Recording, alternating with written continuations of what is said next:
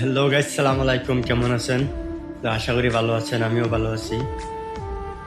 তবে জানি না জীবনে সফলতা হতে পারবো কি না, বাট আশা ছাড়বো না।